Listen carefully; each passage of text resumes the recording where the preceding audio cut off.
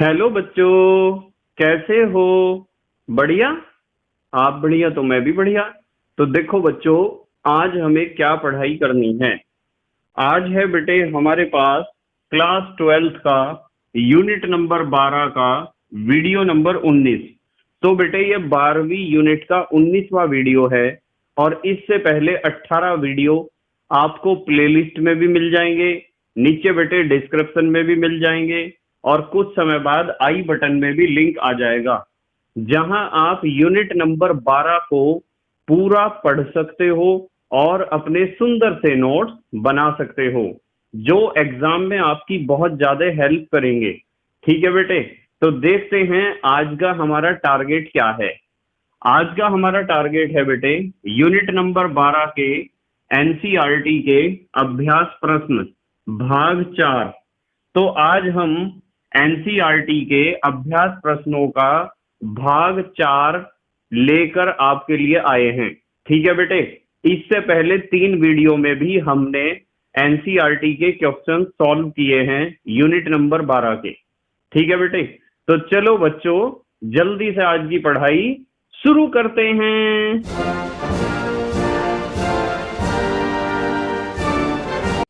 तो बेटे आज हमें पढ़ना है यूनिट नंबर 12 की एनसीईआरटी की एक्सरसाइज। ठीक है बेटे, तो हम लिखते हैं यूनिट नंबर 12, आप भी लिखा करो साथ साथ, यूनिट नंबर 12 एनसीईआरटी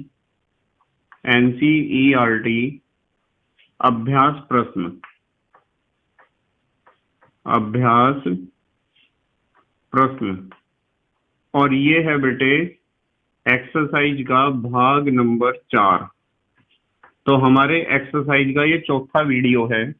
इससे पहले 3 वीडियो में भी हमने एनसीईआरटी की अभ्यास प्रश्नों को हल किया है। ठीक है बेटे, तो आज हमें स्टार्ट करना है क्वेश्चन नंबर 12 से। तो हम लिखते हैं क्वेश्चन नंबर 12, देखो क्या है, लिखते हैं क्वेश्चन नंबर 12।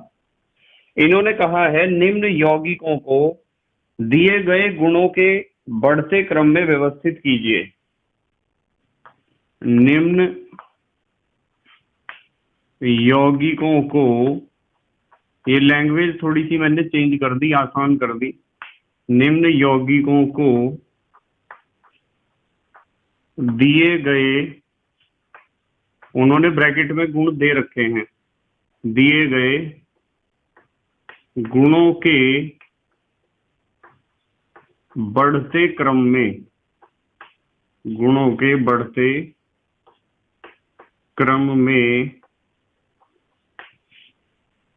रखिए या व्यवस्थित कीजिए, एक ही बात है।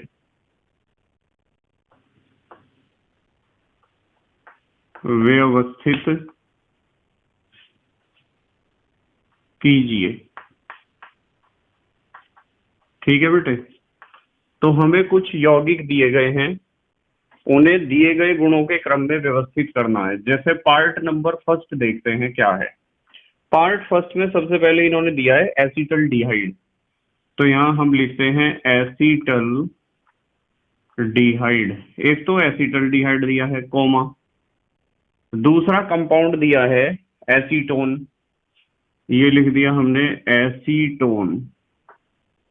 ठीक है, तीसरा कंपाउंड दिया है di tertiary butyl ketone, comma लगा के लिखते हैं di tertiary butyl ketone, comma. उसके बाद दिया है methyl tertiary butyl ketone, methyl tertiary butyl ketone. ये 4 यौगिक इन्होंने दिए हैं और ब्रैकेट में दिया है HCN के प्रति अभिक्रियाशीलता, हाइड्रोजन साइनाइड के प्रति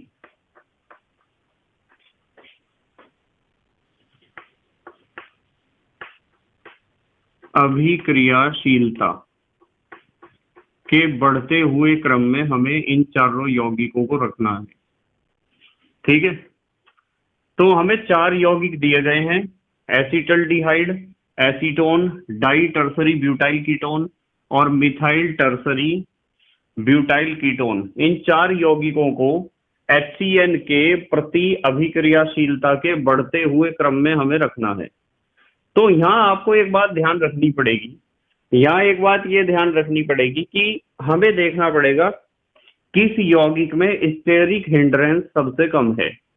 जिस यौगिक में त्रिविम विन्यासी बाधा या स्टेरिक हिंड्रेंस सबसे कम होगा वो यौगिक सबसे अच्छा अभिक्रियाशीलता दिखाएगा HCN के साथ, हाइड्रोजन साइनाइड के साथ। तो देखो सबसे पहले इन्होंने दिया है एसिटल्डिहाइड, तो एसिटल्डिहाइड तो बेटे CH3CHO ऐसा ही तो होता है एसिटल्डिहाइड। ये मुख्य क्रियात्मक समूह है, ये क्रियात्मक समूह है। फिर दिया है एसीटोन, एसीटोन को देखो CH3COCH3 ऐसा ही तो होता है एसीटोन। फिर दिया है इन्होंने di tertiary butyl ketone, tertiary butyl 1 2 3 और बीच वाला 4 टर्सरी ब्यूटाइल कीटोन है और दोनों तरफ टर्सरी ब्यूटाइल है। इन्होंने कहा है डाई, क्या कहा है, डाई टर्सरी ब्यूटाइल। तो देखो इधर भी मैं टर्सरी ब्यूटाइल बना दूं, दोनों तरफ टर्सरी ब्यूटाइल है, बीच में है कीटोन, यही तो लिखा हुआ है डाई टर्सरी ब्यूटाइल कीटोन, यानी कि कीटोन के दोनों तरफ टर्सरी ब्यूटाइल है। फिर इन्होंने कहा है मिथाइल टर्सरी ब्यूटाइल कीटोन, वही एक तरफ तो मिथाइल है, एक तरफ है टर्सरी ब्यूटाइल। तो ये 4 यौगिक हमें दिए गए हैं और हमें बताना है, देखो पहला यौगिक तो ये है, पहला, दूसरा, तीसरा और चौथा। इन्हें बताना है कि कौन सा सबसे बेकार रिएक्शन देगा HCN के साथ और कौन सा यौगिक सबसे अच्छा रिएक्शन देगा HCN के साथ। तो आपको केवल और केवल एक बात ध्यान रखनी है, सबसे बेकार रिएक्शन वो यौगिक देगा जिसके ऊपर भीड़ भड़ाका सबसे ज्यादा होगा, स्टेरिक हिंड्रेंस सबसे ज्यादा होगी, भीड़ सबसे ज्यादा होगी।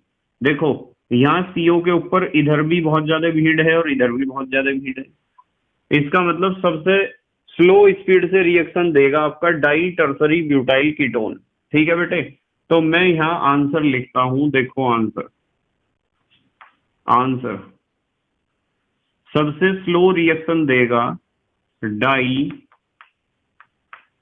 टर्सरी ब्यूटाइल कीटोन, ये सबसे स्लो रिएक्शन देता है क्योंकि इसके ऊपर त्रिविम विन्यासी बाधा या स्टेरिक हिंड्रेंस सबसे ज्यादा है।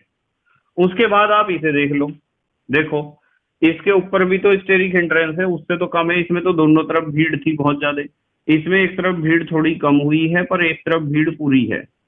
ये जो ग्रुप्स की या स्पीसीज की भीड़ होती है ना, इसे ही कहते हैं त्रिविम विन्यासी बाधा या स्टेरिक हिंड्रेंस। तो इस पर भीड़ कुछ कम है तो रिएक्शन होने के चांसेस और रिएक्शन होने का स्पीड इसका थोड़ा सा ज्यादा होगा इसके कंपैरिजन में। तो मैं दूसरे नंबर पे इस कंपाउंड को रखूंगा मिथाइल टर्सरी ब्यूटाइल कीटोन, इससे ज्यादा स्पीड तेज होगी methyl tertiary butyl ketone.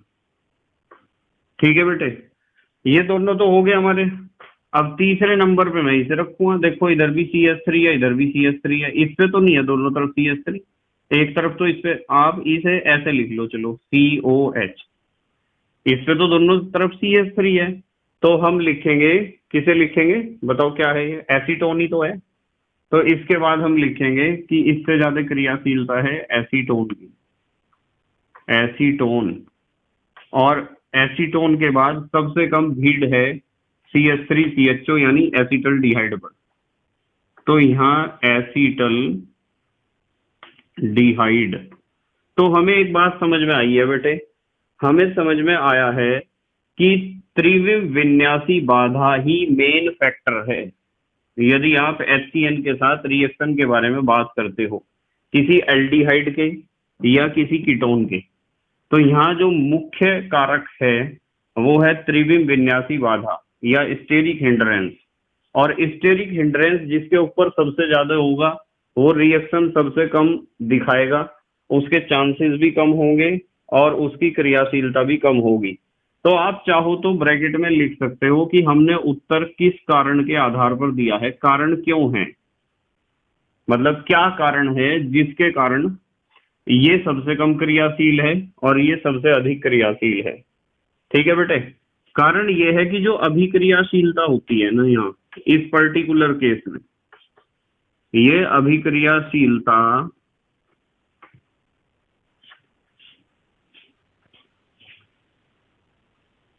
Inversely proportional होती है, यानी व्युत्क्रमानुपाती होती है। किसके व्युत्क्रमानुपाती? त्रिविम विन्यासी बाधा के या स्टेरिक हिंड्रेंस के। तो त्रिविम विन्यासी बाधा के क्या होती है? व्युत्क्रमानुपाती होती है अभिक्रियाशीलता। जहां त्रिविम विन्यासी बाधा ज्यादा है वहां अभिक्रियाशीलता कम होगी, इसलिए सबसे पहले हमने ऐसे कंपाउंड को रखा है, ऐसे यौगिक को रखा है जिसमें त्रिविम विन्यासी बाधा सबसे अधिक है। अब आ जाओ आप पार्ट सेकंड पर, देखते हैं पार्ट सेकंड में क्या पूछा गया है। ये तो था पार्ट फर्स्ट, ये है पार्ट सेकंड, दूसरा भाग। एक कंपाउंड दिया है इन्होंने CH3 CH2 फिर CH है और इसके साथ है Br और यहाँ है COOH, कार्बोक्सिलिक एसिड है। फिर दिया है इन्होंने इस Br को यहाँ दे दिया, CH3 CH, यहाँ इसके साथ जुड़ा हुआ है Br, यहाँ CH2 है, यहाँ COOH, कोमा। फिर दिया है इन्होंने एक CH3, दूसरा CH3, दो CH3 हैं इसके ऊपर CH के और COOH है। समझ रहे आप? इस CH के ऊपर दो CH3 हैं। और जो फोर्थ कंपाउंड दिया है उन्होंने दिया है 4 कार्बन वाला कार्बोक्सिलिक एसिड, यानी कोमा थोड़ा इधर लगा दूं, 1 2 3 4, ये 4 कंपाउंड दिए गए हैं और ब्रैकेट में दिया गया है अम्लता का क्रम। तो ब्रैकेट में हम लिखते हैं अम्लता या अम्लीय प्रबलता भी आप कह सकते हो, अम्लता का क्रम। देखो बिल्कुल ध्यान से समझेंगे, यहाँ तो इन्होंने संरचनाएं ही दे दी। अम्लता का क्रम में यदि आप इसका उत्तर लिखना चाहते हो तो आपको देखना पड़ेगा कि जो ग्रुप अटैच है, देखो यदि 1 2 3 4 कार्बन वाला कार्बोक्सिलिक एसिड है जिसे आप कह सकते हो ब्यूटेनोइक एसिड, ब्यूटेनोइक एसिड, और ये भी ब्यूटेनोइक एसिड है, ये भी, ये सारे ब्यूटेनोइक एसिड हैं पर अलग अलग तरह के हैं। जैसे इसे आप कहोगे 1 2 ब्रोमो ब्यूटेनोइक एसिड, इसे कहोगे 1 2 3 ब्रोमो ब्यूटेनोइक एसिड, इसे आप कहोगे 1 2 3 2 मिथाइल प्रोपेनोइक एसिड है, तो इसमें भी कार्बन 4, और ये क्या है 1 2 3 4, इसे तो खाली आप ब्यूटेनोइक एसिड कह दो तो बिल्कुल ठीक है। तो ये 4 कार्बन वाले कार्बोक्सिलिक एसिड हैं और हमारे से पूछा गया है इनमें से सबसे ज्यादा स्ट्रॉन्ग एसिड कौन सा है। कंसेप्ट मैंने आपको चैप्टर जब पढ़ाया था सारे क्लियर कर रखे हैं बेटे, सारे कंसेप्ट, पर फिर भी समझो।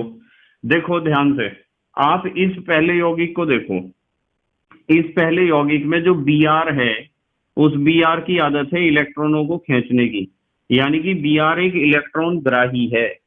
क्या है? इलेक्ट्रॉन ग्राही, या आप कह सकते हो विद्युत ऋणात्मक तत्व है, या फिर आप कह सकते हो कि इसकी आदत है -I इफेक्ट दिखाने की।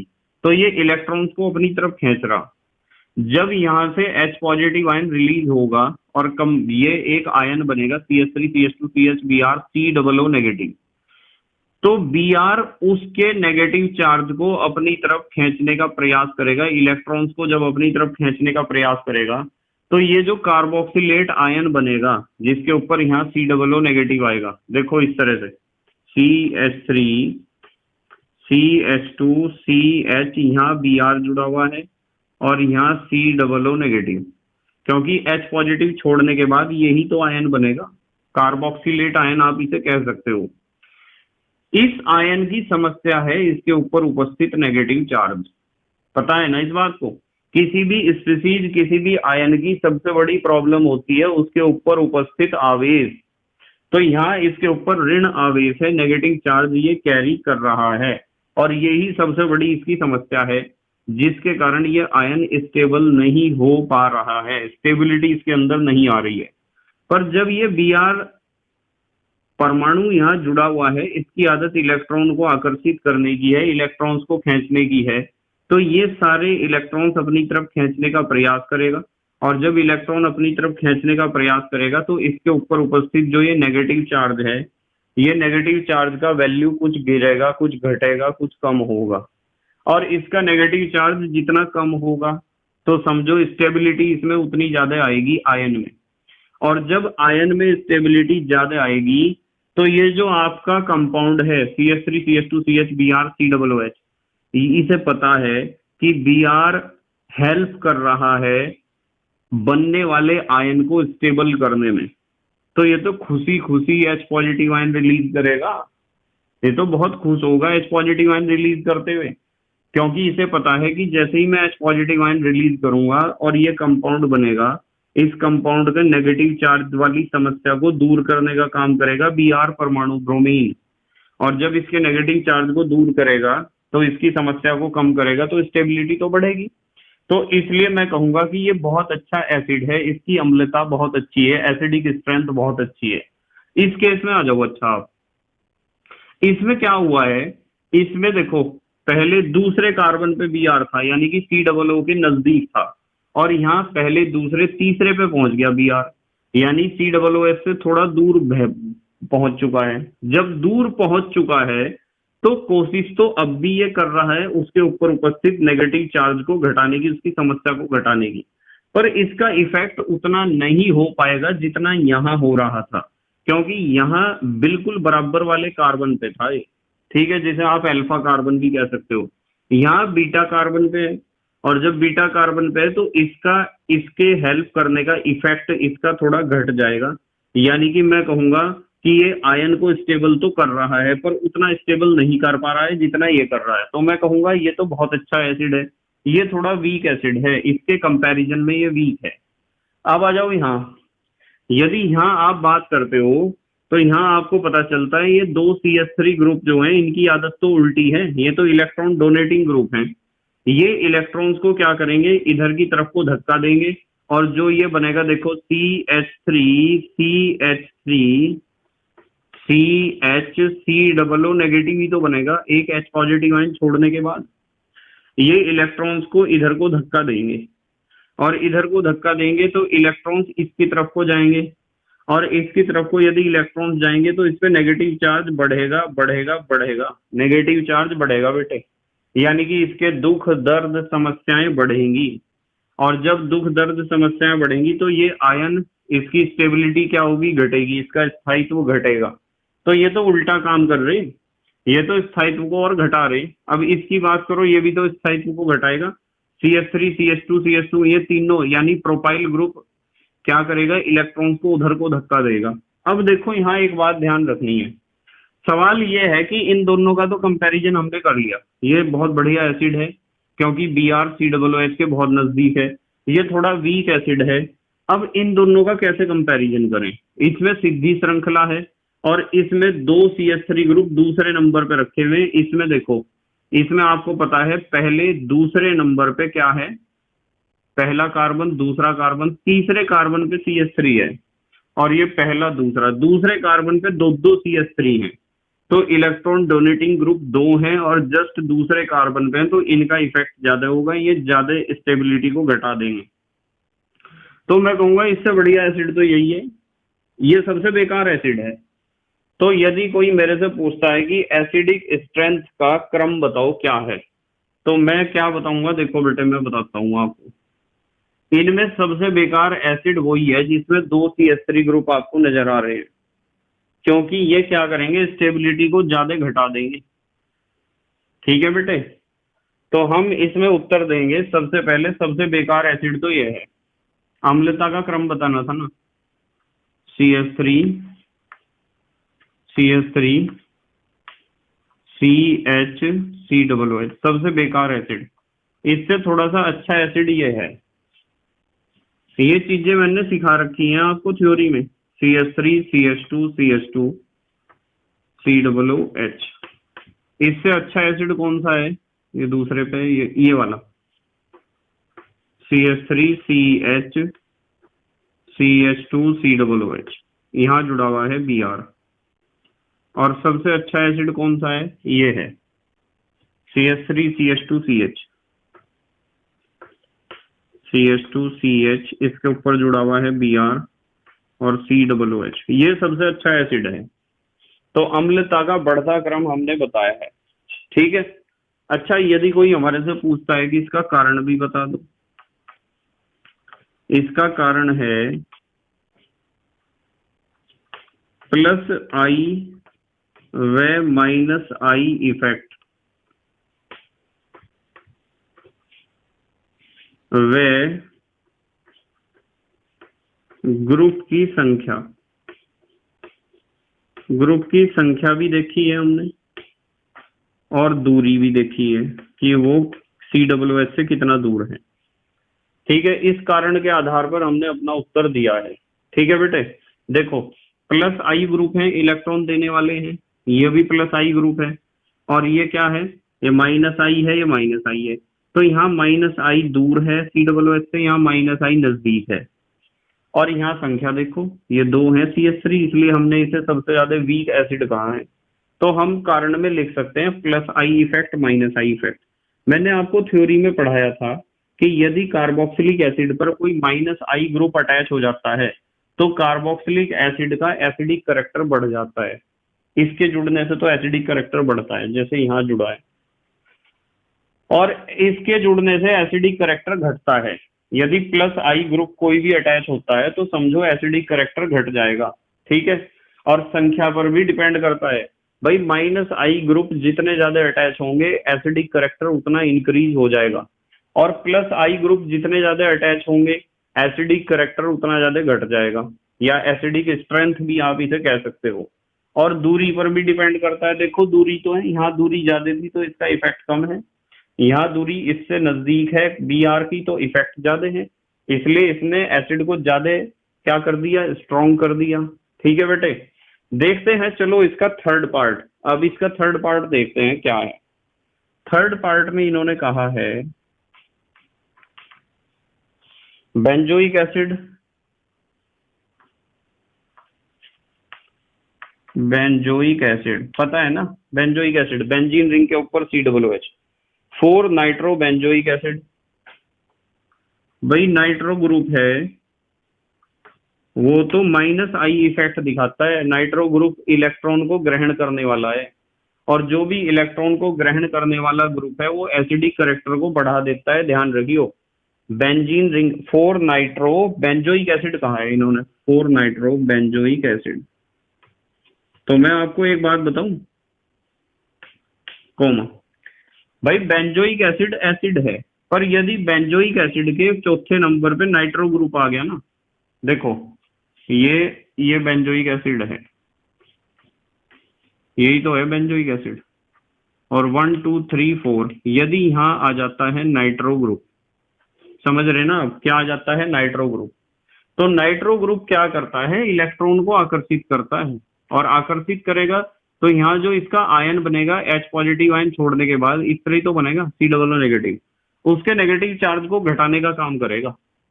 और जब नेगेटिव चार्ज को घटाने का काम करेगा तो एसिडिक स्ट्रेंथ को तो बढ़ाएगा ही, ये अम्लीय प्रबलता को तो बढ़ाता है। जितने भी इलेक्ट्रॉन को आकर्षित करने वाले ग्रुप हैं वे एसिडिक स्ट्रेंथ को बढ़ाते हैं कार्बोक्सिलिक एसिड की, ध्यान रखना है।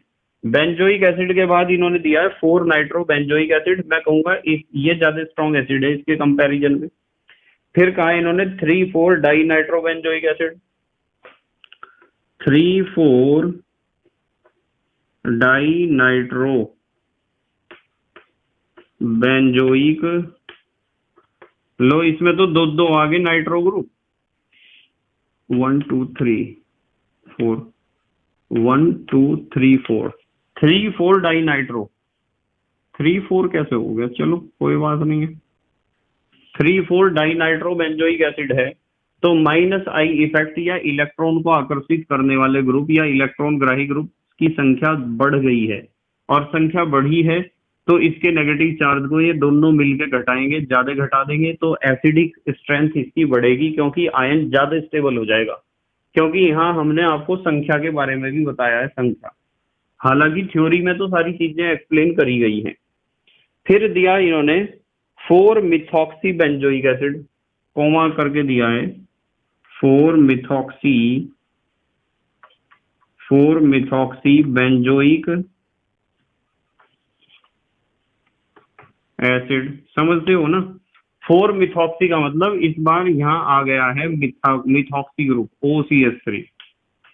ये तो इलेक्ट्रॉन डोनेटिंग ग्रुप है ऐसे, और जब इलेक्ट्रॉन्स को उधर को भेजेगा तो इसके नेगेटिव चार्ज को बढ़ाएगा, इसके दुख दर्दों को और बढ़ाएगा, और दुख दर्दों को बढ़ाएगा तो आयन की स्टेबिलिटी क्या हो जाएगी, घट जाएगी, और स्टेबिलिटी घटेगी तो मैं कहूंगा कि ये कोई अच्छा एसिड नहीं है, वीक एसिड है।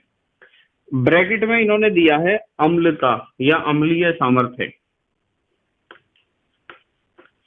अम्लीय सामर्थ्य के बढ़ते क्रम में रखना है। बताओ समझ में आया क्या? अम्लीय सामर्थ्य के बढ़ते क्रम में रखना है, ठीक है। या अम्लीय सामर्थ्य ना लिख के अम्लीय क्षमता लिख दो आप, या अम्लता लिखो, या अम्लीय लक्षण लिखो, एक ही बात है, बस ब्रैकेट लगा दो, बढ़ते क्रम में ही तो लिखना है। तो यहां से लिखते हैं आंसर, देखो जरा ध्यान से देखियो बेटे। देखो जिसमें आया है मिथॉक्सी ग्रुप, मिथॉक्सी क्या करता है, स्ट्रेंथ को घटा देता है मिथॉक्सी, तो इसलिए हम सबसे बेकार एसिड कहेंगे 4 मिथॉक्सी बेंजोइक एसिड को। सबसे बेकार तो है 4 मिथॉक्सी बेंजोइक एसिड, सबसे बेकार एसिड है, क्योंकि CH3 ने आके OCH3 ने सारा काम खराब कर दिया, यहाँ आयन को स्टेबल रहने ही नहीं दिया। फिर इसके बाद हम लिखेंगे बेंजोइक एसिड, इसके बाद बिल्कुल नॉर्मल है बेंजोइक एसिड, कोई भी फालतू का इस पे ग्रुप अटैच नहीं है। इसके बाद दूसरे नंबर पे मैं रखूंगा बेंजोइक एसिड को, और तीसरे नंबर पे जिसमें एक नाइट्रो ग्रुप था, ठीक है, 4 नाइट्रो बेंजोइक एसिड, क्योंकि नाइट्रो ने बढ़ा दिया था ना स्ट्रेंथ, 4 नाइट्रो बेंजोइक एसिड। और बेटे नंबर 4 यानी सबसे ज्यादा स्ट्रॉन्ग एसिड होगा जिसमें 2 नाइट्रो ग्रुप थे, 3,4 di nitro benzoic acid, 3,4 di nitro benzoic acid, ये है उत्तर आपका। मैंने बता दिया आपको कि जो नाइट्रो ग्रुप होता है उसकी आदत इलेक्ट्रॉन को आकर्षित करने की होती है, और वो आयन को ज्यादा स्टेबल कर देगा, तो एसिडिक स्ट्रेंथ को बढ़ा देगा। तो कारण यदि आप यहाँ लिखना चाहते हो ना, नीचे लिख लेना, मेरे पास तो जगह ही नहीं बची, मैं यही लिख रहा हूँ बेटे। कारण इलेक्ट्रॉन ग्राही व इलेक्ट्रॉन दाता समूह, इस आधार पर हमने अपना उत्तर सेट किया है। जो इलेक्ट्रॉन ग्राही समूह होता है, जिसकी आदत इलेक्ट्रॉन को ग्रहण करने की होती है, वो H पॉजिटिव आयन छोड़ने के बाद बनने वाले आयन को ज्यादा स्टेबल कर देता है, क्योंकि उसके नेगेटिव चार्ज को घटा देता है वो।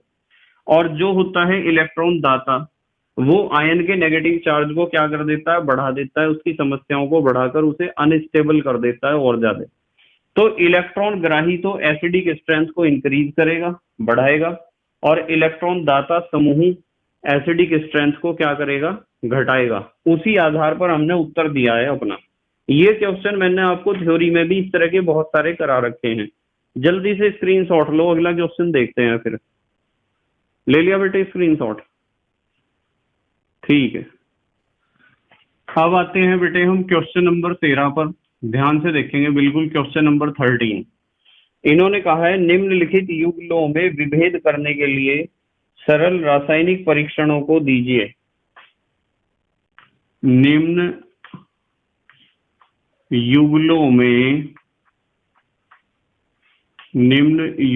में विभेद करने के लिए, विभेद करने के लिए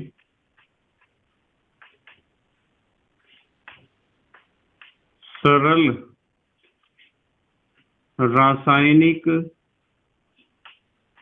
परीक्षण यानी कि केमिकल टेस्ट दीजिए।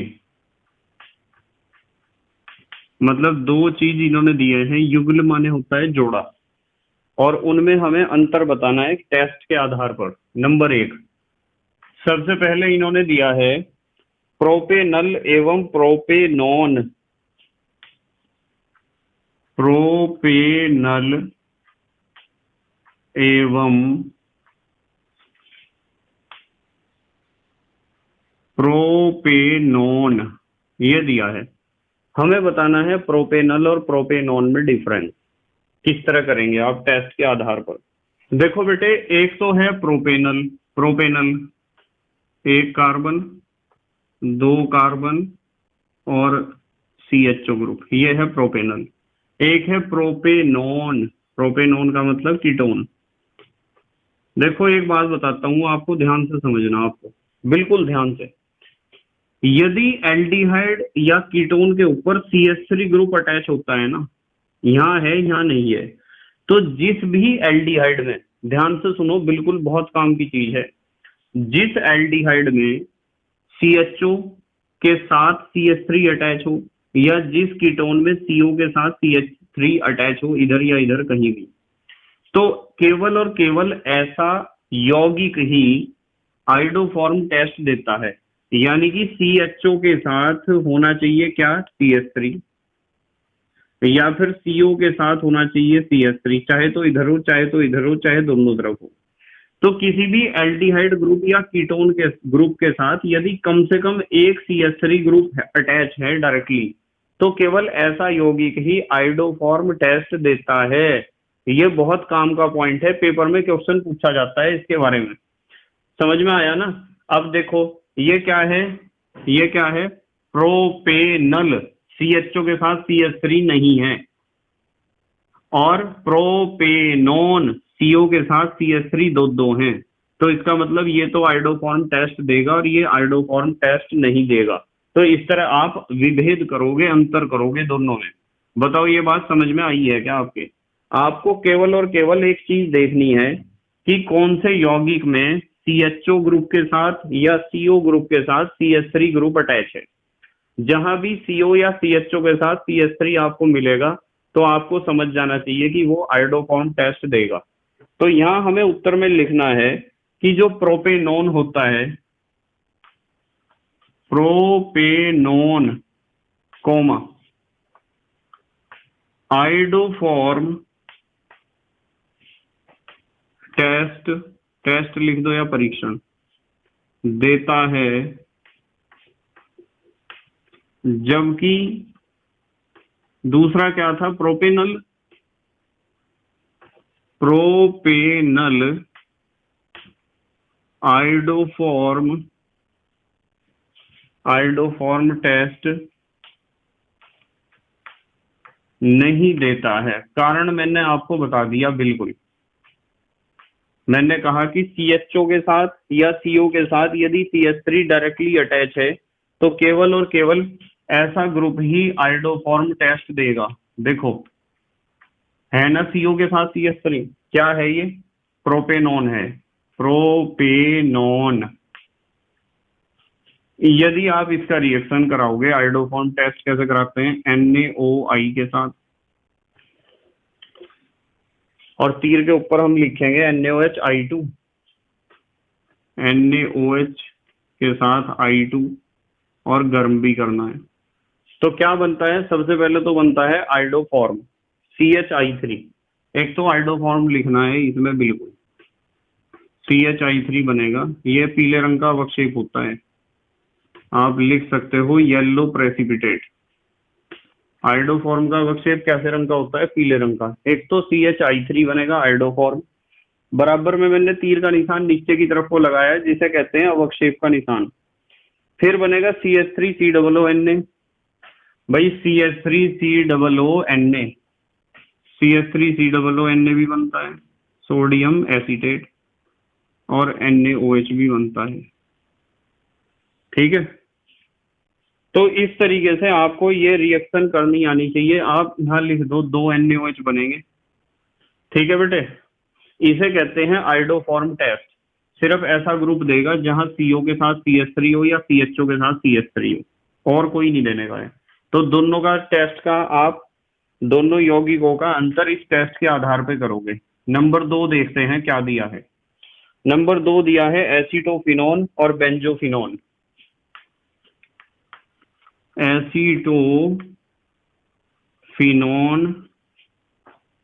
एसीटोफिनोन एवं लिखूं या वे बेंजोफिनोन। देखो, एसीटोफिनोन और बेंजोफिनोन में देखते हैं क्या डिफरेंस है। पता है ना आपको? देखो, एसीटोफिनोन ऐसा होता है, ये तो एसीटोफिनोन है, और बेंजोफिनोन कैसा होता है? ऐसा OC6H5 या बेंजीन रिंग बना देता। बताओ, इस पे जो है ये CO आएगा। इसमें तो CO के साथ CH3 है, तो इसका मतलब ये तो आयोडोफॉर्म टेस्ट देगा। इसमें CO के साथ ना तो इधर है CH3 ना तो इधर है, तो ये तो आयोडोफॉर्म टेस्ट नहीं देने का है। ठीक है, समझ में आ गई ना बात, क्यों नहीं देने का? अभी मैंने आपको सिखा दी है बात। तो इसके उत्तर में आप क्या लिखोगे? इसके उत्तर में आप लिखोगे, कौन दे रहा बताओ iodoform test? Acetophenone comma iodoform test लिख दो या पॉजिटिव आयोडोफॉर्म टेस्ट लिख दो, एक ही बात है। आयोडोफॉर्म परीक्षण देता है जबकि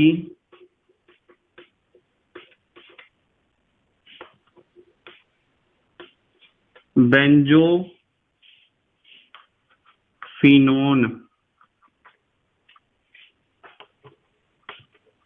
आयोडोफॉर्म टेस्ट नहीं देता है। बताओ, समझ में आ रहा क्या आपके? ठीक है, क्यों नहीं देता? कारण मैंने आपको बता दिया। और देखो ध्यान से, ये बेंजीन रिंग है, इसके ऊपर जोड़ रखा है COCH3, एसीटोफिनोन है ना, आप लिख सकते हो ये है एसीटोफिनोन। ठीक है, इसका रिएक्शन बिल्कुल ऐसे ही कराएंगे हम 3NaOI के साथ, जैसे ऊपर लिख रखा है रिएक्शन, और NaOH I2 और गर्म। सबसे पहले तो लिख दो आप CHI3 बनेगा, आयोडोफॉर्म बनेगा, येलो कलर का प्रेसिपिटेट है। फिर लिख दो बेंजीन रिंग के ऊपर यहाँ जुड़ जाएगा COONA, benzene ring COONA, sodium benzoate कह सकते हो आप इसे, सोडियम बेंजोएट बनेगा, और साथ में बनते हैं 2 NaOH जैसे ऊपर बने थे। बस इस रिएक्शन को ऐसे ही आपको याद रखना है कि कैसे होती है। यहाँ COONA आ जाएगा, जैसे यहाँ CH3COONA आया था, तो इसके आगे जो है ONA जुड़ जाता है। क्या जुड़ जाता है? ONA, ये वाला ONA यहाँ जुड़ जाता है, इस जगह से बॉन्ड टूट के। ठीक है बेटे, इसी तरीके से यहाँ होता है, इसके आगे क्या जुड़ जाता है? ONA, और प्रोडक्ट बन जाता है CH3COONA, सोडियम एसीटेट, ये सोडियम बेंजोएट। ठीक है बेटे, नंबर 3 देखते हैं, चलो क्या है नंबर 3। इन्होंने कहा है फिनोल व बेंजोइक एसिड। फिनोल व बेंजोइक एसिड, फिनोल व बेंजोइक एसिड। अब फिनोल भी पता है आपको, बेंजोइक एसिड भी पता है। फिनोल तो होता है ऐसा, बेंजीन रिंग के ऊपर OH, ये तो होता है फिनोल, और बेंजोइक एसिड होता है ऐसा, ये। तो इसमें तो आयोडोफॉर्म टेस्ट का कोई सवाल ही नहीं पैदा हो रहा। ना तो यहाँ CHO ग्रुप है, ना तो यहाँ CO ग्रुप है, ना तो एल्डिहाइड है, ना कीटोन। तो इसे आप आयोडोफॉर्म टेस्ट से नहीं पहचान सकते हो, दोनों यौगिकों में अंतर नहीं कर सकते हो। तो हमें दूसरा तरीका सोचना पड़ेगा। क्या तरीका है, देखो आंसर में मैं लिखता हूं, ध्यान से देखना बेटे। जो बेंजोइक एसिड होता है ना, बेंजोइक एसिड, ध्यान से समझेंगे सब बच्चे, सोडियम बाइकार्बोनेट से क्रिया कर लेता है। सोडियम बाइकार्बोनेट से क्रिया करके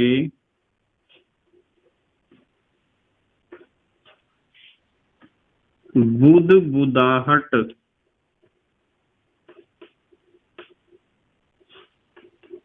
के साथ CO2 बनाता है। बुदबुदाहट के साथ क्या बनाता है, CO2। कौन बनाता है, बेंजोइक एसिड। और फिनॉल नहीं बनाएगा, ठीक है, फिनॉल नहीं बनाएगा। रिएक्शन लिख रहा हूं मैं, देखो ये आपका बेंजीन रिंग है, इसके ऊपर जुड़ा हुआ है COOH। आप COOH यहाँ जोड़ दो, यहाँ जोड़ दो, यहाँ कहीं भी जोड़ दो, बेंजोइक एसिड ही होगा वो। इसका रिएक्शन जब हम सोडियम बाइकार्बोनेट से करते हैं ना, NaHCO3 से, तो क्या होता है, यहाँ से तो H और यहाँ से HCO3, H2CO3 है ना ये, तो यहाँ क्या बचेगा, benzene ring COONA, benzene ring, उसके ऊपर क्या जुड़ा है, COONA, सोडियम बेंजोएट बन गया, प्लस H2CO3 कभी नहीं लिखना है, मैंने आपको सिखाया है, H2O प्लस CO2। ये जो CO2 गैस निकलती है, ये निकलती है बुदबुदाहट के साथ, यानी जिस तरह झाग उठते हैं ना, ऐसे निकलती है। जैसे कभी कभी आपने देखा होगा कि आपके घर में किसी को एसिडिटी हो रही है, घर में मम्मी पापा को या किसी को भी, या खुद को आपको ही होगी, तो आप क्या लाते हो, शॉप से जाके लाते हो इनो, और इनो को जैसे ही पानी में डालते हो तो बहुत सारे झाग उठते हैं ना एकदम, बिल्कुल ऐसा ही होता है इस रिएक्शन में। बस इनो में कुछ ज्यादा झाग उठ जाते हैं, और इनो में झाग उठने का कारण भी यही है, CO2 गैस, ध्यान रखना है आपको, ये एक जनरल नॉलेज का क्वेश्चन है, वहां भी CO2 गैस ही बनती है, ठीक है बेटे। तो बुदबुदाहट का मतलब बिल्कुल ऐसा है जैसे इनो को पानी में घोल दिया हो, वहां भी CO2 गैस ही निकलती है। अच्छा जल्दी से स्क्रीनशॉट लो, फिर पार्ट नंबर 4 करते हैं इसका। ले लिया बेटे स्क्रीनशॉट, ठीक है। नंबर 4 में दिया है इन्होंने बेटे, number 4, benzoic acid, benzoic acid व इथाइल बेंजीन, ठीक है। देखो बेंजोइक एसिड, ये है बेंजोइक एसिड, यहां से आप H उठा सकते हो, इथाइल बेंजीन, इथाइल C2H5, यहां से आप H नहीं उठा सकते हो, तो इसका मतलब ये तो सोडियम बाइकार्बोनेट के साथ रिएक्शन करके CO2 देगा और ये नहीं देगा, ठीक है बेटे। तो बेंजोइक एसिड और इथाइल बेंजीन, इथाइल बेंजीन यानी कि बेंजीन रिंग के ऊपर इथाइल ग्रुप अटैच है, इनमें हमें विभेद करना है, इनमें हमें डिफरेंस बताना है टेस्ट के आधार पर। तो मैंने आपको बता दिया है क्या लिखना है हमें, कि वो है वैसे ही लिखना है जो हमने पिछले पार्ट में लिखा था, बेंजोइक एसिड सोडियम बाइकार्बोनेट से क्रिया करके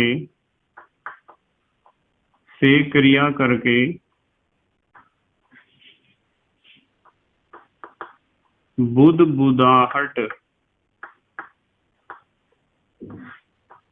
के साथ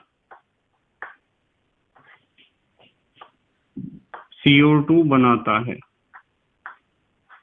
CO2 गैस तो हमेशा ऐसे ही निकलती है जहां भी बनती है, वही रिएक्शन लिखेंगे हम। ये बेंजीन रिंग है और बेंजीन रिंग पे अटैच है COOH, हमने इसका रिएक्शन कर दिया सोडियम बाइकार्बोनेट के साथ, जिसे आप कहते हो खाने का सोडा, ये खाने का सोडा ही तो होता है। ये तो बनेगा बेंजीन रिंग और इसके ऊपर आ जाएगा COONA, सोडियम बेंजोएट। अब H2CO3 को आपको बताइए, H2O प्लस CO2, ये गैस है वो जो बुदबुदाहट के साथ निकलती है, और खाने का सोडा है, आपके इनो में भी तो खाने का सोडा ही होता है बेटे।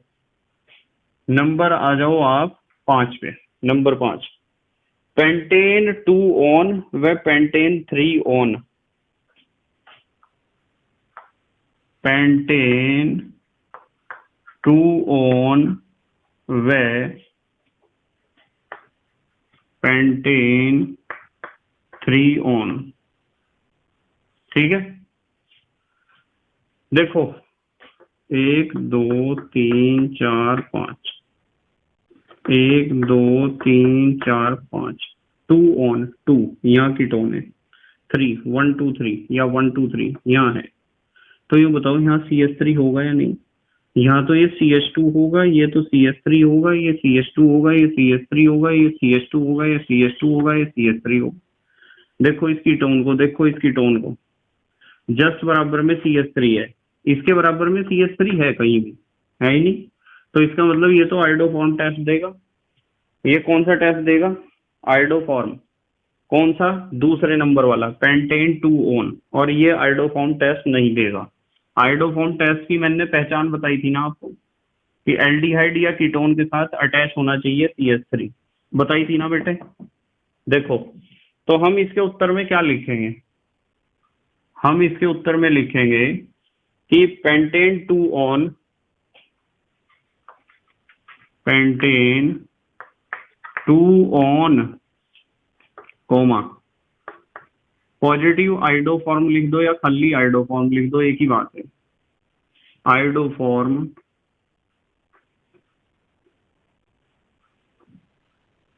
आयोडोफॉर्म टेस्ट देता है, जबकि दूसरा कंपाउंड क्या था? पेंटेन 3 ऑन आयोडोफॉर्म टेस्ट नहीं देता है। ठीक है बेटे, रिएक्शन हम लिख देंगे। आयोडोफॉर्म रिएक्शन एक ही जैसी है हर जगह। देखो CH3CO CH2 1 2 3 CH2 CH3, ये हमारा पेंटेन 2 ऑन, पेंटेन 2 ऑन। इसका रिएक्शन हम किसके साथ कराते हैं? 3NaOI के साथ, और एरो के ऊपर लिख दें हम NaOH और I2 और डेल्टा। सबसे पहले तो एक बात ध्यान रखनी है, आपको आयोडोफॉर्म बनाना है जिसका पीले रंग का अवक्षेप होता है आयोडोफॉर्म का। लिखेंगे येलो प्रेसिपिटेट। ठीक है, देखो ये तो बन गया। अब देखो 1 2 3 4, 4 कार्बन है, 4 कार्बन वाला आपको सोडियम का साल्ट बनाना है, कार्बोक्सिलिक एसिड का। पता है ना आपको? ये वाला बॉन्ड ही तो टूटेगा ना। 1 2 3 और 4, COONA, और साथ में क्या बनता है? NaOH के 2 अणु। ऐसे ही तो लिखवाया था। सोडियम, देखो सोडियम ब्यूटेनोएट है इसका नाम, 4 कार्बन वाला साल्ट है सोडियम का, कार्बोक्सिलिक एसिड साल्ट। ठीक है बेटे, सोडियम ब्यूटेनोएट आप इसे कह सकते हो। अब देखते हैं नंबर 6, देखते हैं क्या है नंबर 6। नंबर 6 पे इन्होंने दिया है बेंजल डिहाइड एवं एसीटोफिनोन। बेंजल डिहाइड व एसीटोफिनोन। चलो देखते हैं बेंजल डिहाइड और एसीटोफिनोन में क्या होता है। बेंजल डिहाइड तो पता है आपको, यही तो होता है बेंजल डिहाइड, कुछ भी नहीं कर सकता है। और एसीटोफिनोन बताओ, CO के जस्ट बराबर में CH3। यदि एल्डिहाइड या कीटोन के जस्ट बराबर में CH3 होता है ना, तो समझो यौगिक क्या दिखाएगा? आयोडोफॉर्म टेस्ट दिखाएगा। ये दिखाएगा एसीटोफिनोन। एसीटोफिनोन क्या दिखा देगा? Iodoform test. और बेंजल डिहाइड नहीं दिखाएगा। ये अंतर हो गया दोनों में। इसी तरह तो अंतर करना है हमें। आंसर में हम लिखेंगे कि एसीटोफिनोन कोमा आयोडोफॉर्म टेस्ट दिखाता है, जबकि दूसरा कंपाउंड क्या था, बेंजल्डिहाइड आयोडोफॉर्म टेस्ट नहीं दिखाता है, आयोडोफॉर्म टेस्ट नहीं दिखाता है। ठीक है बेटे, कैसे देखो जरा, ये है आपका बेंजीन रिंग और बेंजीन रिंग पे जोड़ दिया हमने COCH3। क्या है ये, एसीटोफिनॉन है ना, बिल्कुल वैसे ही रिएक्शन लिखनी जैसे यहाँ लिखी थी।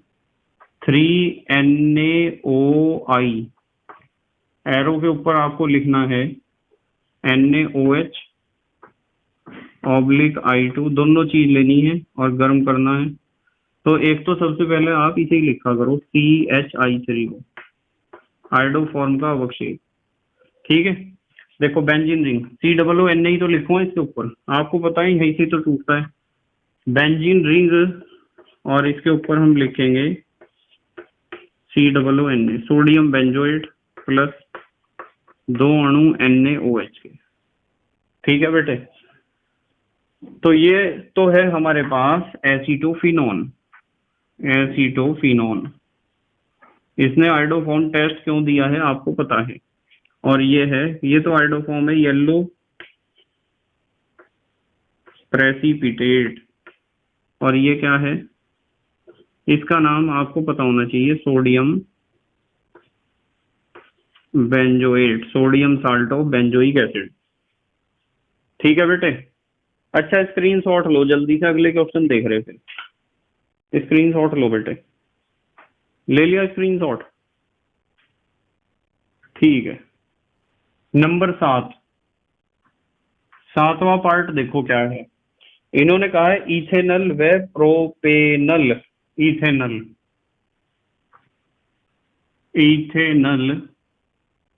चलो यही लिख दूं इथेनल, CH3CHO, यही तो होता है इथेनल, व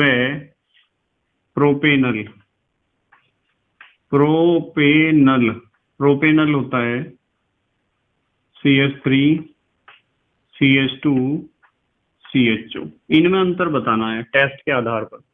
देखो CHO के जस्ट बराबर में CH3, आयोडोफॉर्म टेस्ट देगा, CHO के जस्ट बराबर में CH3 नहीं है, आयोडोफॉर्म टेस्ट नहीं देगा। तो आप यहाँ लिख सकते हो कि इथेनल आयोडोफॉर्म टेस्ट देता है, आंसर में लिखते हैं, चलो इथेनल आयोडोफॉर्म टेस्ट देता है,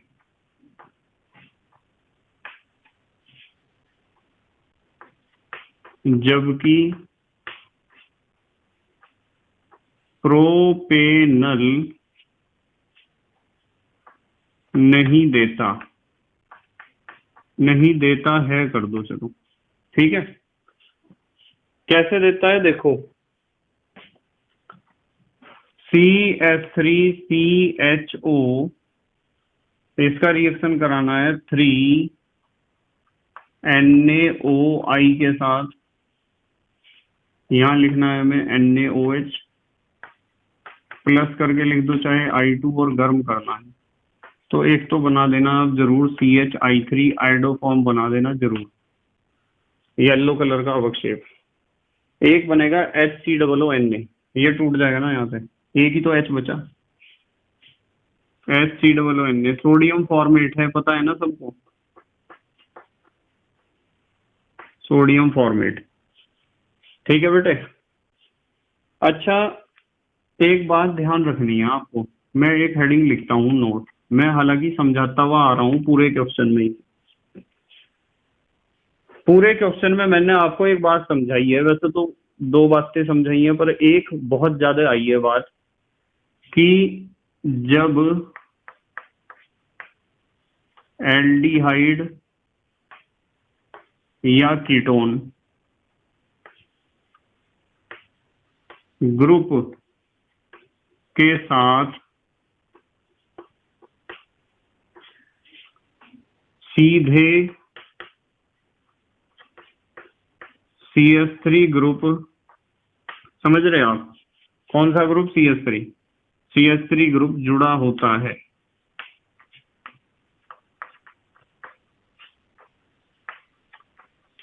तो ऐसा यौगिक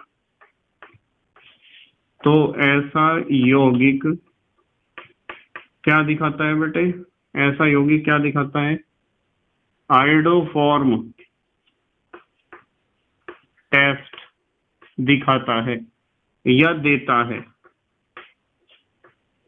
ध्यान रखोगे ना इस बात को, पेपर में जरूरत पड़ने वाली है बेटे इस चीज की।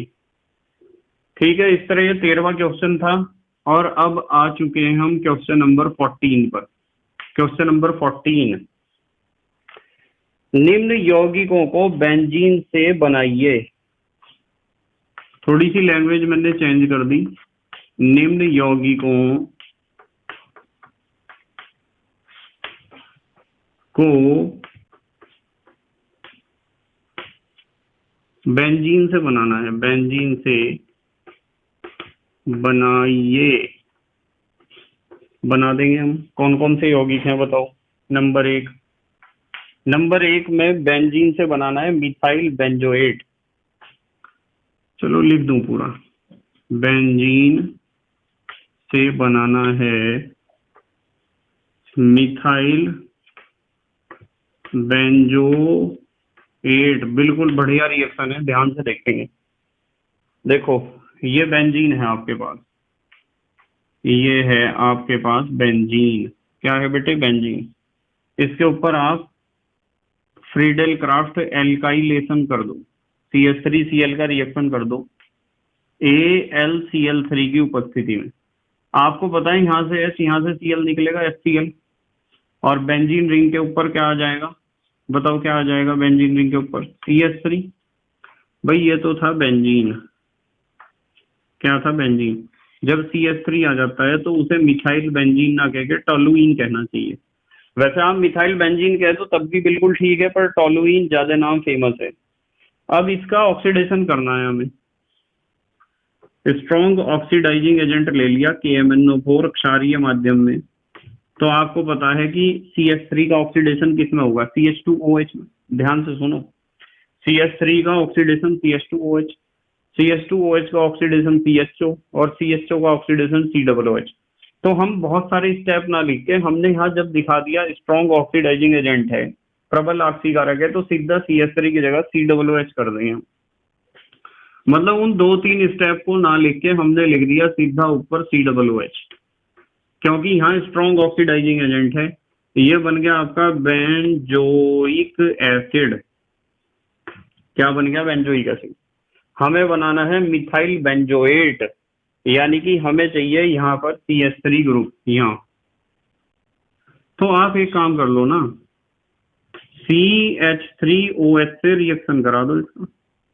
यदि आप CH3OH यानी मिथाइल अल्कोहल से रिएक्शन कराओगे तो यहाँ से H और यहाँ से OH निकलेगा, ये H2O निकल जाएगा ना, जिसे आप कहते हो esterification, एस्टरीकरण।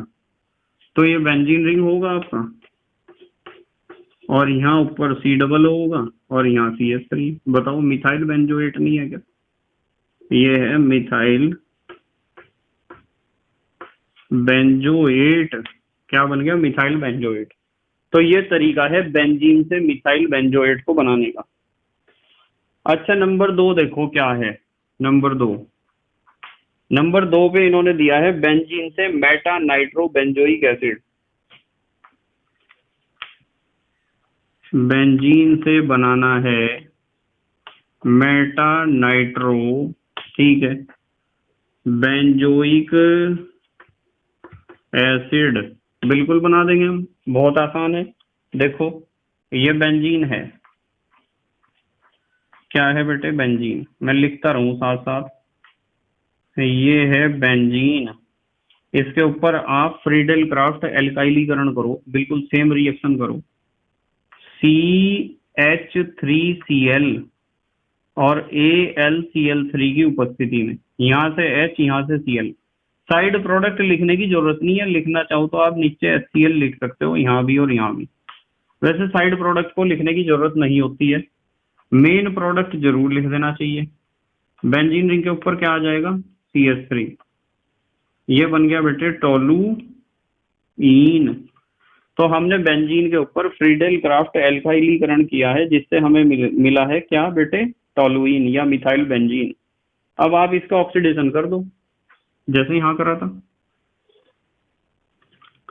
KMnO4 strong oxidising agent है, क्षारीय माध्यम में हमने लिया है, तो CH3 को सीधा ही आप COOH में कन्वर्ट कर दियो ऐसे। वैसे इससे पहले अल्कोहल बनता है, फिर एल्डिहाइड, फिर बनता है कार्बोक्सिलिक एसिड। ये बन गया हमारा बेंजोइक एसिड। क्या बना बेटे, बेंजोइक एसिड। अब आपको पता है कि जो कार्बोक्सिलिक एसिड ग्रुप है वो मेटा डायरेक्टर होता है, रिएक्शन इस जगह होगी। और हमें चाहिए क्या, मेटा पे नाइट्रो चाहिए। यदि मेटा पे आपको नाइट्रो चाहिए तो आप इसका नाइट्रीकरण ही तो करोगे, नाइट्रीकरण HNO3 से रिएक्शन, OHNO2। देखो HNO3 है और किसकी उपस्थिति में करते हैं, H2SO4 की उपस्थिति में, क्योंकि ये एक डिहाइड्रेटिंग एजेंट है। H2SO4 कंसंट्रेट H2SO4 एक डिहाइड्रेटिंग एजेंट है। तो ये H यहाँ से, OH यहाँ से, -H2O लिखने की जरूरत नहीं, साइड प्रोडक्ट को लिखना चाहो तो लिख दो। NO2 ग्रुप को मेटा पोजीशन पर अटैच कर दो आप। ये बेंजीन रिंग है, इसके टॉप पे COOH है, बेंजोइक एसिड, और मेटा पोजीशन पे आ गया नाइट्रो। तो बताओ मेटा नाइट्रो बेंजोइक एसिड नहीं है क्या बेटे, मेटा नाइट्रो बेंजोइक एसिड, ये बन गया बेटे मेटा नाइट्रो बेंजोइक एसिड। ठीक है, अच्छा स्क्रीनशॉट लो, अगले पार्ट सॉल्व करेंगे फिर। ले लिया स्क्रीनशॉट बेटे, ठीक है। नंबर 3, तीसरे नंबर पे इन्होंने दिया है बेंजीन से para nitro benzoic acid. Benzene से पैरा नाइट्रो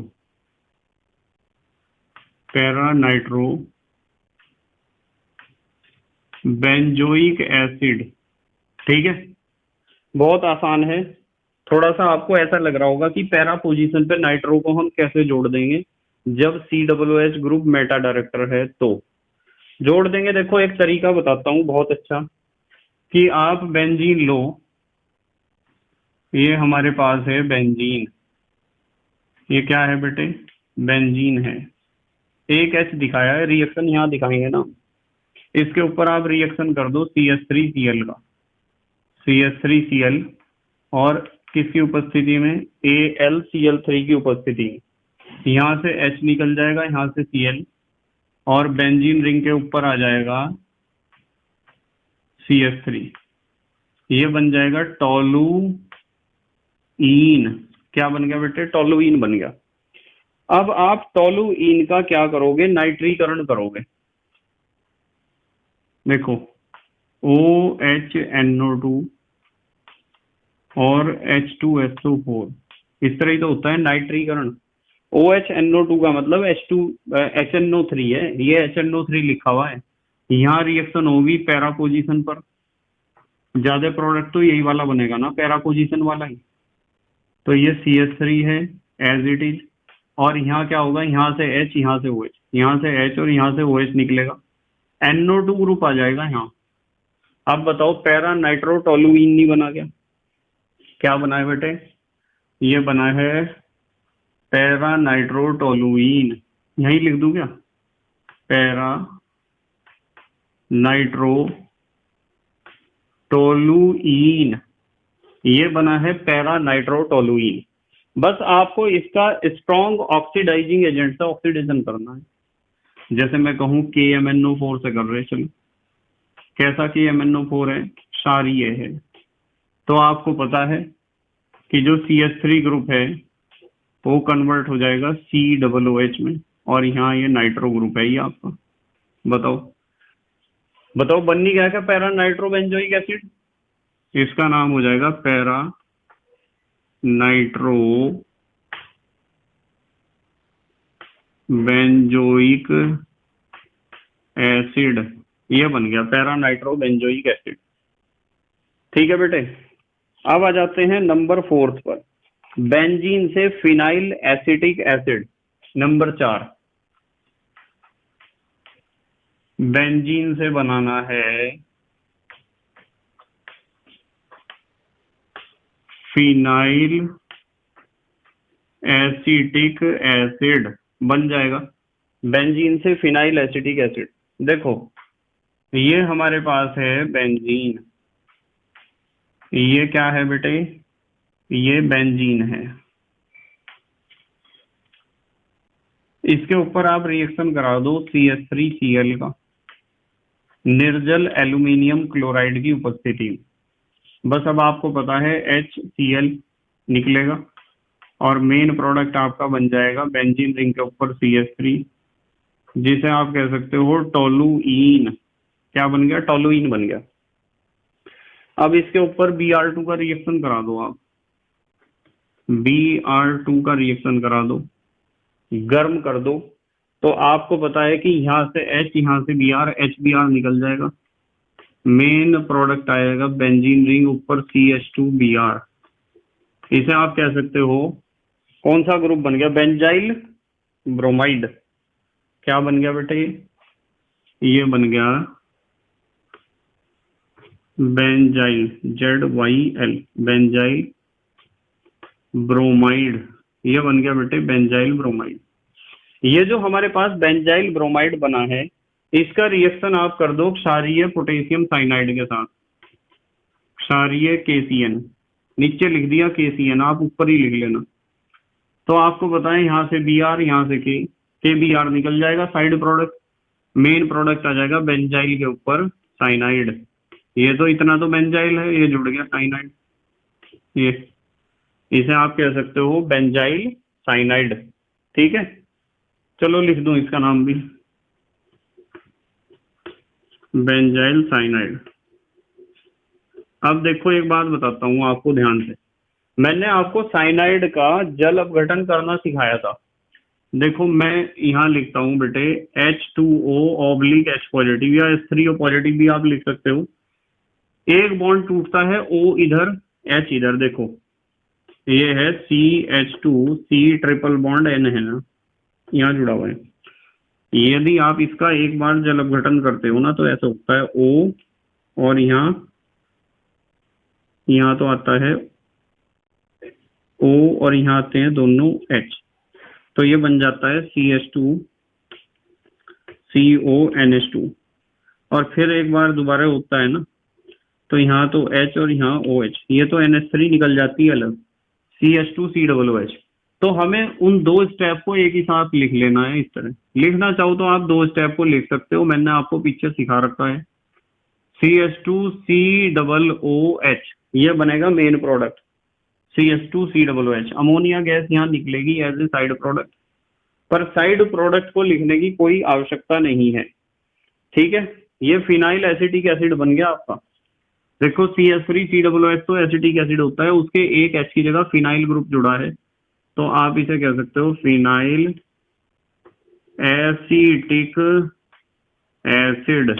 ठीक है बेटे, फिनाइल एसिटिक एसिड। चलो आ जाते हैं नंबर 5 पर। 5वां देखते हैं क्या है। नंबर 5 है बेटे बेंजीन से पैरा नाइट्रो बेंजल डिहाइड। बेंजीन से पैरा नाइट्रो बेंजल डिहाइड, ये बनाना है हमें। बहुत आसान है, ये बेंजीन है। क्या है बेटे, बेंजीन। ये तो बेंजीन है। इसके ऊपर आप कर दो रिएक्शन CH3Cl का AlCl3 की उपस्थिति में, तो यहाँ से H, यहाँ से Cl, HCl निकल जाएगा और बेंजीन रिंग के टॉप पे आ जाएगा CH3। इस यौगिक को आप कहते हो टोलुईन।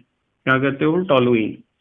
टोलुइन पे आप नाइट्रीकरण कर दो, जैसे अभी यहाँ किया था हमने, यहाँ किया था ना, HNO3, देखो HNO3 लिखा है ना, H2SO4, क्या होगा, यहाँ रिएक्शन होगा इस जगह HOH, साइड प्रोडक्ट निकलेगा, मेन प्रोडक्ट आएगा बेंजीन रिंग के टॉप पे तो CH3 है, और यहाँ आ गया आपका nitro group, ortho meta para, इसे आप कह सकते हो para nitro toluene, para nitro toluene बन गया।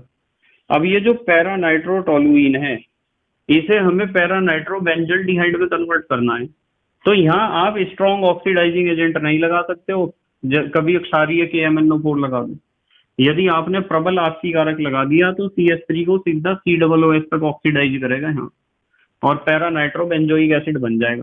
पर हमें चाहिए पैरा नाइट्रो बेंजल डिहाइड, तो हमें यहाँ ऑक्सीकारक यानी ऑक्सीडाइजिंग एजेंट तो लगाना है, पर वीक लगाना है, दुर्बल या माइल्ड ऑक्सीडाइजिंग एजेंट। तो हम यहाँ यूज कर सकते हैं CrO2Cl2, आपको यहाँ यूज करना पड़ेगा CrO2Cl2 और कार्बन डाइसल्फाइड की उपस्थिति में, और इसका जल अपघटन भी करना पड़ेगा। तो ऐसा करने से क्या होता है, ये भी रिएक्शन मैंने आपको पढ़ा रखा है चैप्टर में, यहाँ CHO ग्रुप तक ये ऑक्सीडाइज होगा सिर्फ, और यहाँ कौन से ग्रुप तक ऑक्सीडाइज होगा, CHO तक, क्योंकि ये एक माइल्ड ऑक्सीडाइजिंग एजेंट हमने यूज किया है। ये बन गया हमारे पास ortho meta para, para nitro benzaldehyde, para nitro benzaldehyde, क्या बन गया बेटे, पैरा नाइट्रो बेंजल डिहाइड।